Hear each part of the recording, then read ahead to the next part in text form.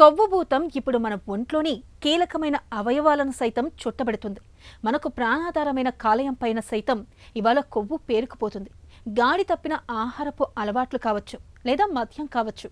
కారణాలు ఏవైనా కుటుంబ పెద్దలాంటి కాలేయం మీద కొవ్వు పొరలు పొరలుగా తిష్ట వేసుకోవడం అంటే మొత్తం మన శరీర ఆరోగ్యమే ప్రమాదంలో పడినట్లే.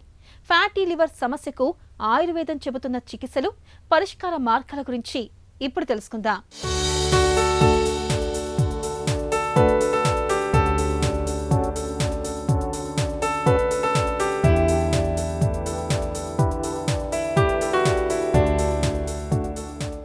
సాధారణంగా ఒంట్లో, గొంతు దగ్గర, పొట్టలో, చేతుల్లో, పిరుదుల్లో, తొడల్లో కొవ్వు పేరుకుపోవడం గురించి అందరికీ తెలిసిందే.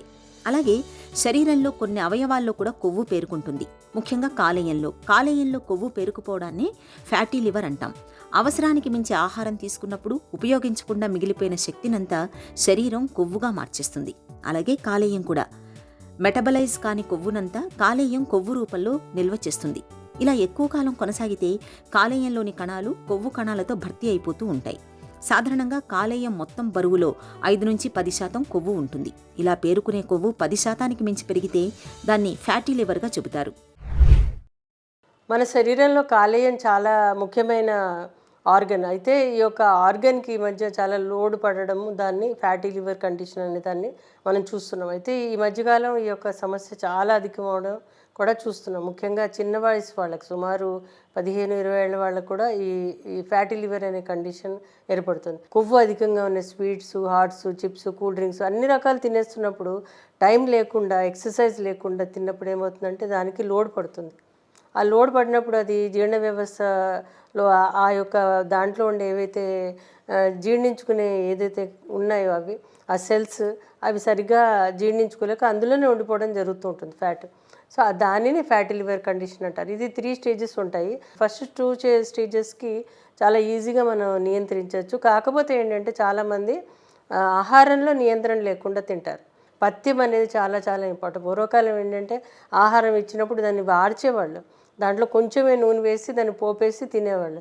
ఇప్పుడు ప్రతిరోజు దాంట్లో నూనె వేసేసి దాన్ని ఉడకబెట్టేసి దాన్ని రకరకాలుగా టేస్టీగా వస్తుంది నూనె వేసినప్పుడు. ఆ టేస్ట్ కోసం వాళ్ళు రకరకాల ప్రయోగాలు చేసుకుంటున్నారు. వాళ్ళు దానివల్ల లివర్కి ఎఫెక్ట్ అయ్యి కొత్త కొత్త రోగాలు రావడం అనేది జరుగుతుంది. బాగా రిఫైన్డ్ ఒకసారి వండాక మళ్ళీ వండడం అనేది చేయకూడదు నూనెల్ని. ఆ విధంగా చేయడం ద్వారా కూడా ఫ్యాటీ లివర్ అనే కండిషన్ ఏర్పడుతూ ఉంటుంది.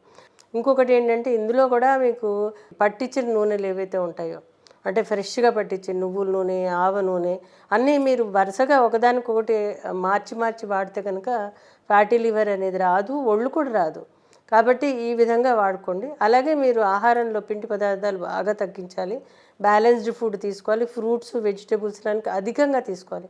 క్యాబేజీ, బ్రొక్కోలీ ఇలాంటివన్నీ తీసుకోవడం ద్వారా ఏంటంటే వీళ్ళకి ఈ యొక్క ఫ్యాట్ కంటెంట్ తక్కువైపోయి ఫైబర్ కంటెంట్ ఎక్కువైనప్పుడు లోపల ఉండే కొవ్వు బయటికి రావడం అనేది జరుగుతుంది. ముఖ్యంగా పళ్ళు తీసుకున్నప్పుడు వాటి తొక్కతో పాటు తీసుకోవాలి.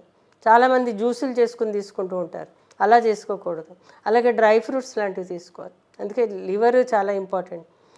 ఈ విధంగా చేయడం ద్వారా వాళ్ళకి ఉపయోగపడుతుంది. ఇదే కాకుండా ఫ్యాటీ లివర్ ఉన్న వాళ్ళు ఎక్సర్సైజ్ చేయాలి. బర్నింగ్ ఆఫ్ క్యాలరీస్ చేస్తే కనుక ఆ యొక్క లివర్ మళ్ళీ యాక్టివేట్ అవుతుంది. దాని ఫంక్షనింగ్ ఇంకా కొంచెం ఎక్కువ చేస్తుంది. కాబట్టి timely food, timely exercise, timely నిద్ర పోతే కనుక ఎటువంటి సమస్యలు, అలాగే యోగాసనాలు, ఎక్సర్సైజ్ లాంటివి చేయడం ద్వారా వీళ్ళకి ఉపయోగపడుతుంది. మన ఆహారపు అలవాట్లు గాడి తప్పినప్పుడు, రక్తంలో కొలెస్ట్రాల్ శాతం ఎక్కువగా ఉన్నప్పుడు, మధుమేహం అదుపులో లేనప్పుడు, అధిక బరువు, స్థూలకాయం ఉన్నప్పుడు సహజంగానే మన ఒంట్లో కొవ్వు నిల్వలు ఎక్కువగా పేరుకుపోతుంటాయి. ఇలాంటప్పుడు కాలేయంలో కూడా కొవ్వు పేరుకుపోతుంటుంది. ఫ్యాటీ లివర్ వ్యాధిలో లక్షణాలు పెద్దగా కనిపించవు. కొందరిలో అలసట, నీరసం కనిపిస్తాయి. శరీర బరువు పెరుగుతుంది. ఇక వ్యాధి ముదిరే కొద్దీ వాంతులు, తల తిరగడం, కాళ్ళు, పొట్టలో నీరు చేరటం లాంటి లక్షణాలతో పాటు కాలేయం ఉన్న ప్రాంతంలో నొప్పి ఉంటుంది. చివరి దశలో కామెర్లు కనిపిస్తాయి. ఇలాంటప్పుడు మన ఆహార విహారాల్లో ప్రత్యేక జాగ్రత్తలు తీసుకుంటే మంచి ఫలితం ఉంటుంది. కాలేయాన్ని ఆరోగ్యంగా ఉంచుకునేందుకు మనం తినే తిండి, తాగే నీరు కలుషితం కాకుండా చూసుకోవాలి. మితాహారం, సాత్వికాహారం తీసుకోవడం శ్రేయస్కరం. మాంసాహారాన్ని, కారం, మసాలాల్ని సాధ్యమైనంత తక్కువగా తీసుకోవాలి. నూనెలు, వేపుళ్లను తక్కువగా తీసుకోవాలి. పోషక విలువలన్నీ ఉండి తేలికగా జీర్ణమయ్యే ఆహారాలను ఎక్కువగా తీసుకుంటూ ఉండాలి. ద్రవాహారాల్ని తరచూ తీసుకుంటూ ఉండాలి. వంటకాల్లో ఉప్పుని ఎంత తగ్గిస్తే అంత మంచిది. చిట్కాల విషయానికి వచ్చేసరికి ఆయుర్వేదంలో చాలా రకాలైన చిట్కాలు చెప్పారు. ఎందుకంటే లివర్ యాక్టివేషన్కి మన ఇంట్లో వాడేవి పదార్థాలే ఉంటాయి, చాలా పదార్థాలు ఉంటాయి, అవి కూడా పనిచేస్తాయి మనకి. ముఖ్యంగా జీలకర్ర, ఆవాలు, మెంతులు, ఇవన్నీ కూడా వీటిని ఏమంటాం మనం, మసాలాలు అంటాం మనం. ఈ మసాలాలని మనం రోజువారీ పోపులో వేసుకొని తింటూ ఉంటాం. అది విడిగానే తీసుకుంటే కనుక వాము ఒక అర చెంచాడు, జీలకర్ర ఒక అర చెంచాడు, అలాగే ధనియాలు ఒక అర చెంచాడు, ఇవన్నీ మనం కషాయంగా కాచి ఇవాళ రేపు టీలు తాగుతున్నారు. ఆ టీలు మానేసి దీన్నే టీలాగా తీసుకుంటే కనుక చాలా బాగా ఉపయోగపడుతుంది. తులసి తోటి కషాయం చేసుకుని తాగితే కూడా ఉపయోగపడుతుంది. అలాగే మెంతి ఆకులు కూడా మనకి లివర్కి చాలా బాగా హెల్ప్ చేస్తాయి. ఇవి తీసుకోండి. మార్నింగ్ లేవగానే కొంతమంది మెంతులు తీసుకుంటూ ఉంటారు నానబెట్టింది, అది కూడా చాలా హెల్ప్ చేస్తుంది. ఎందుకంటే ఇది లివర్ మీద పనిచేస్తుంది, ప్లస్ ప్యాంక్రియాస్ మీద పనిచేస్తుంది, అండ్ యాంటీ ఇన్ఫ్లమేటరీగా కూడా హెల్ప్ చేస్తూ ఉంటుంది. సో ఈ విధంగా తీసుకుంటే కూడా మీకు ఆహారపరంగా చాలా ఉపయోగపడుతుంది. నేల ఉసిరి అనేది మనకి దొరుకుతూ ఉంటుంది మన చుట్టుపక్కల. చిన్న చెట్టు అది, దాని ఆకులు కింద చిన్న చిన్న ఉసిరికాయలాగా ఉంటాయి. సో ఆ నేల ఉసిరి లేదంటే నేల ఉసిరి పొడి కూడా దొరుకుతుంది బయట. సో దాన్ని 1/4 టీ స్పూన్, చాలా తక్కువ తీసుకోవాలి. తీసుకుని పొద్దున్న ఒక <1/4, సాయంత్రం భోజనం చేశాక <1/4 తీసుకుని తేనెలో కలిపి ప్రతిరోజు తీసుకుంటే కనుక చాలా బాగా హెల్ప్ చేస్తుంది. ఇది ప్రత్యేకంగా లివర్ కామెలా రోగానికి ఆయుర్వేదంలో చెప్పారు. అంటే ఏంటి, లివరు సక్రమంగా పనిచేయనప్పుడు ఈ యొక్క నేల ఉసిరిని ఇవ్వడం జరుగుతూ ఉంటుంది. ఇది కాకుండా కట్టుకరోహిణి అనే ఔషధం కూడా ఆయుర్వేదంలో చెప్పారు. ఈ కట్టుకరోహిణి ఏంటంటే ఇది లివర్ని యాక్టివేట్ చేయడానికి, లివర్ సెల్స్ డీటాక్సిఫై అవ్వడానికి హెల్ప్ చేస్తుంటుంది. ఈ కట్టుకరోహిణి అనేది ఒక బార్క్ లాంటిది, ఒక చిన్న చెక్క లాంటిది.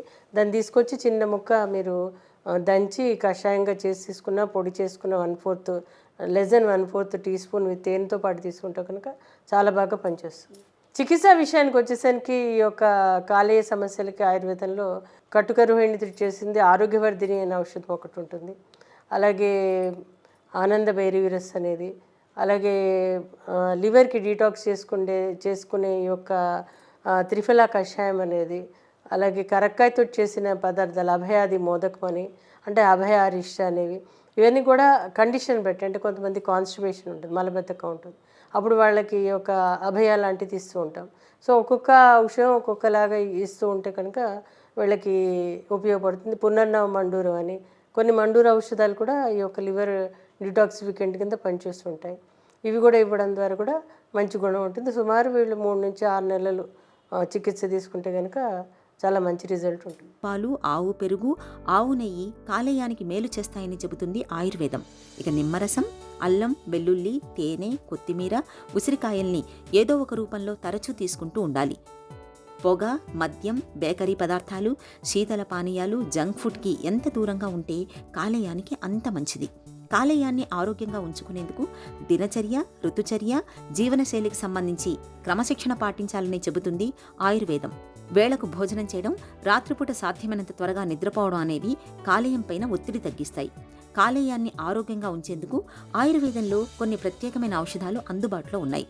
అమలకి, కుమారి, భృంగరాజ, పునర్నవ, గుడూచి, ఎష్టిమధు, హరిద్ర, కటుకరోహిణి, చిత్రమూలం, భూమ్యామలకి వంటి ఔషధాల్ని నిపుణుల పర్యవేక్షణలో కొంతకాలం వాడుకుంటే మంచి ఫలితం ఉంటుంది.